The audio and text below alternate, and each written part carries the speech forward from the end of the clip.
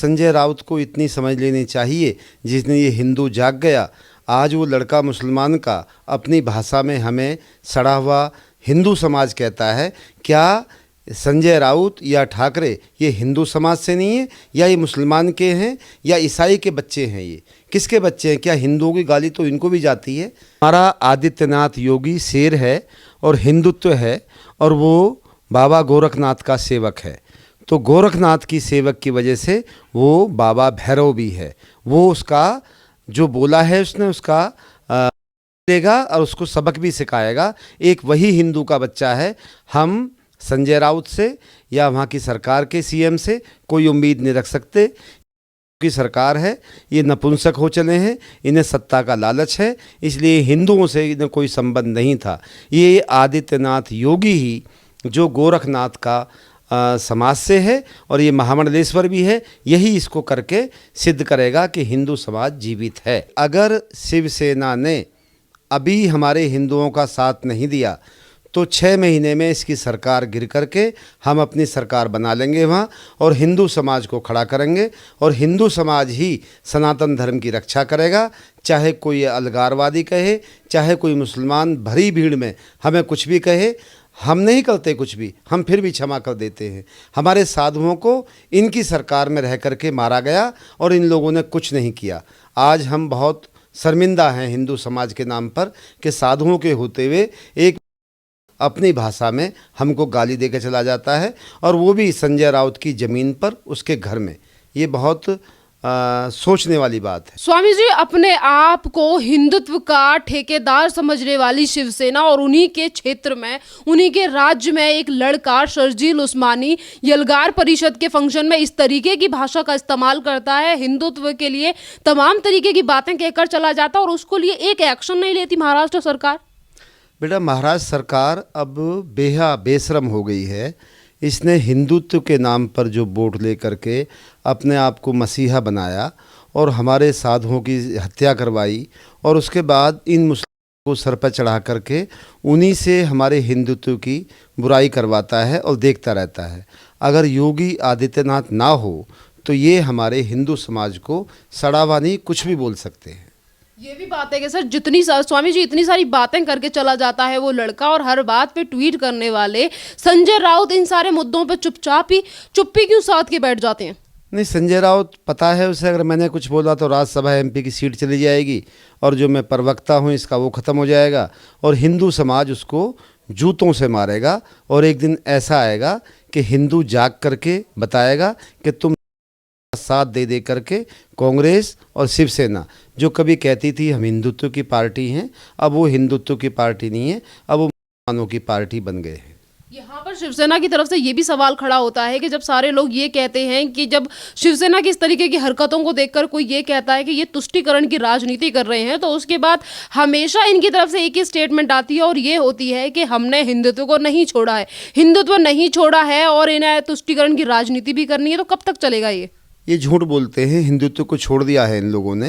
एक केस और हुआ था मुसलमान के प्रति, तो मुसलमानों का साथ दिया और इन्हें हिंदुओं का साथ नहीं दिया। ये केवल अपनी राजनीति की रोटी सेक रहे हैं। इन्हें हिंदू धर्म से, सनातन धर्म से, या किसी वेदों से, किसी ग्रंथों से इन्हें कोई मतलब नहीं रह गया है। अब तो ये पाखंड की राजनीति करके, और संजय राउत को इतनी समझ लेनी चाहिए, जिसने ये हिंदू जाग गया। आज वो लड़का मुसलमान का अपनी भाषा में हमें सड़ा हुआ हिंदू समाज कहता है। क्या संजय राउत या ठाकरे ये हिंदू समाज से नहीं है, या ये मुसलमान के हैं, या ईसाई के बच्चे हैं? ये किसके बच्चे हैं? क्या हिंदुओं की गाली तो इनको भी जाती है? ये भी बात है कि तमाम तरीके की बातें इस यालगार सभा में हो जाती है, और तमाम लोग जो वहाँ पर बैठे हुए भी होते हैं वो भी इन सारी चीज़ों को लेकर एक्शन नहीं लेते। सर बेटा, हम तो भाजपा से कट्टरवाद हैं और अघोर समाज से हैं। हम इतना कहेंगे, अगर शिवसेना ने अभी हमारे हिंदुओं का साथ नहीं दिया तो 6 महीने में इसकी सरकार गिर करके हम अपनी सरकार बना लेंगे वहाँ, और हिंदू समाज को खड़ा करेंगे, और हिंदू समाज ही सनातन धर्म की रक्षा करेगा। चाहे कोई अलगारवादी कहे, चाहे कोई मुसलमान भरी भीड़ में हमें कुछ भी कहे, हम नहीं करते कुछ भी, हम फिर भी क्षमा कर देते हैं। हमारे साधुओं को इनकी सरकार में रह करके मारा गया और इन लोगों ने कुछ नहीं किया। आज हम बहुत शर्मिंदा हैं हिंदू समाज के नाम पर कि साधुओं के होते हुए एक अपनी भाषा में हमको गाली देकर चला जाता है, और वो भी संजय राउत की ज़मीन पर, उसके घर में। ये बहुत सोचने वाली बात है। अभी आपने संजय राउत का नाम लिया स्वामी जी, और बात ये भी है कि जिस तरीके से अभी 2020 की घटना है जब पालघर में लिंचिंग हो जाती है साधु संतों के साथ, और उसके बाद इसी सरकार की तरफ से सफाई दी जाती है और कुछ भी कार्रवाई उन सारी चीज़ों को लेकर नहीं की जाती। तमाम जनता मांग करती है कि इस केस में भी सीबीआई की जांच होनी चाहिए, पर उसको लेकर भी चुप्पी साध लेते हैं। नहीं, सीबीआई उसमें क्या करेगी? सबको पता था भाई, हमारे आदमियों को, मेरा एक साधु राम राम करता रहा और उसको सरेआम तलवारों से काटा गया, डंडों से मारा गया, तो ये सरकार सो रही थी? वहाँ का गृह मंत्री क्या कर रहा था? कोई कुछ नहीं किया। वो बात पल्ले झाड़ दी गई और सीबीआई के ऊपर छोड़ दी गई।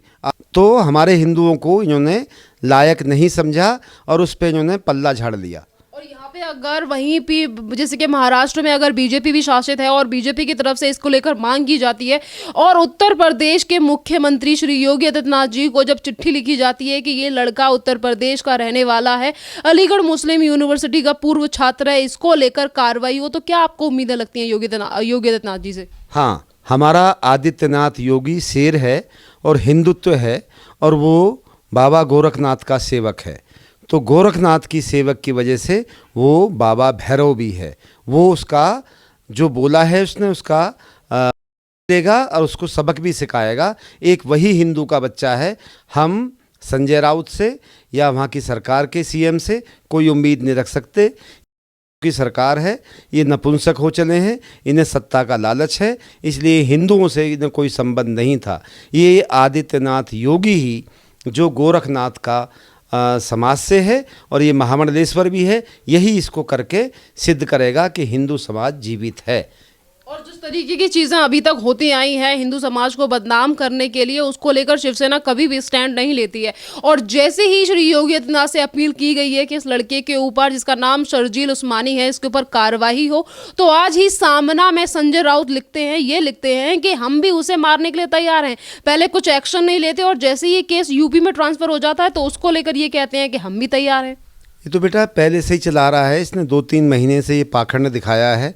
कई मुसलमान के बच्चे हमारे शिवलिंग पर बैठ कर के पेशाब करते हैं, कोई जूता रखता है, कोई हनुमान जी की मूर्ति पे जूता रखता है। कई बार ऐसा देखा गया है, लेकिन इन्होंने कोई एक्शन नहीं लिया। ये तो केवल रोटी सेकते हैं बाद वाली। जो करना है योगी आदित्यनाथ ने करेंगे और उनको ही करके दिखाना है कि तुम क्या हो और हम क्या है। यहाँ पर संजय राउत सामना में ये भी लिखते हैं और ये भी बोलते हैं कि ये जिस तरीके की चीज़ें की जा रही हैं, क्या हिंदुत्व सड़क पे आ गया है, क्या रोड पे आ गया है, कब आएगी समझ इस शिवसेना को? हर बात को लेकर ये यही कह देते हैं कि हिंदुत्व सड़क पे आ गया है। क्यों इस तरीके की बातें? बेटा ये लंगड़ा आदमी है, 3 जगह से बन के सरकार बनाई है इसने। अगर ये उनके हमारे पक्ष में कुछ बोलता है, इसे पता है सरकार हमारी गिर जाएगी। कांग्रेस मुसलमानों की है, शरद पवार है वो मुसलमानों का है। रही बात, इससे उम्मीद थी शरद पवार की, तो उम्मीद नहीं कर सकते कि भाई ये आदमी हमारे साथ लड़ेगा हिंदुत्व के लिए, लेकिन ये भी अब उनकी फ़ौज में शामिल हो गया है। इसे त्रिशंकु सरकार बोलेंगे। इसे भय है कि मेरे 2 पैर न खिसक जाए, और आदित्यनाथ योगी को कोई भय नहीं है। वो मेरी तरह दबंग बुलंद है, उसका कोई कुछ नहीं कर सकता। वो जाति के समाज को सिखाएगा कि बोलना हिंदू सड़ गए हैं, इस भाषा को बताएगा वो। यहाँ पर ये भी सवाल आज इस देश की जनता की तरफ से उठता है कि हिंदू हृदय सम्राट के नाम से जाने वाले बाला साहब ठाकरे के बेटे इस तरीके से हिंदुत्व से नकार चुके हैं अपने आप को, कि तमाम चीज़ें जो महाराष्ट्र में हो जाती हैं और उसको लेकर कभी भी एक्शन नहीं लेते। अगर राम मंदिर की बात करें तो राम मंदिर को लेकर जो चंदा एकत्रित किया जा रहा है उसको लेकर भी संजय राउत ये बोलते हैं कि ये जो चंदा लिया जा रहा है ये 2024 के इलेक्शनों में इस्तेमाल होगा। तमाम इसी आस्थाओं को चोट क्यों पहुँचाते रहते हैं ये? बेटा जहाँ तक बाला साहब की बात करें, वो हिंदुत्व थे, वो वास्तविक शेर की गर्जना वाले थे। उनके पुत्रों को आभास नहीं है कि राजनीति क्या होती है। इन्होंने तो ये भीगी बिल्ली का एक टुकड़ा मिल गया है, राजनीति का सीएम बन गए हैं। अब इन्हें परवाह नहीं है अपने बाप की, परवाह नहीं है हिंदू समाज की, परवाह नहीं है मराठा समाज की या हिंदुत्व क्या होता है। अभी तो इन्हें सीएम बनना था, बन गए, अब जो चाहे जो करना है किसी को करें। और रही बात, तो ये हमारा साथ नहीं देगा। और राम मंदिर के चंदे की बात ये क्यों करता है? चंदा तो हम लोग दे रहे हैं आपस में, कोई बाहर का थोड़ी दे रहा है। हम अपने चंदे को इलेक्शन में यूज क्यों करेंगे? हम तो राम मंदिर बना रहे हैं, समाज को पता है, दुनिया को पता है। पर तुम ना देना चाहो तो कम से कम गंदी राजनीति ना करो। राजनीति भी करते हैं। और उसके बाद अगर मैं फिर से शर्जील उस्मानी के ऊपर आऊं तो उसको लेकर इन्होंने जो आज लेख लिखा है, उन्होंने ये कहा है, जिस तरीके से हिंसा भड़काने की बात जो करते हैं संजय राउत और शिवसेना के जितने भी लोग हैं, वो ये कहते हैं, आज सामना में लिखकर ये कहते हैं कि ये जो सड़कों पर आंदोलन हो रहा है किसानों का, ये भी तो हिंदू है, इनके लिए भी आवाज उठाओ। मतलब मुद्दे को पूरी तरीके से बदल दिया जा रहा है।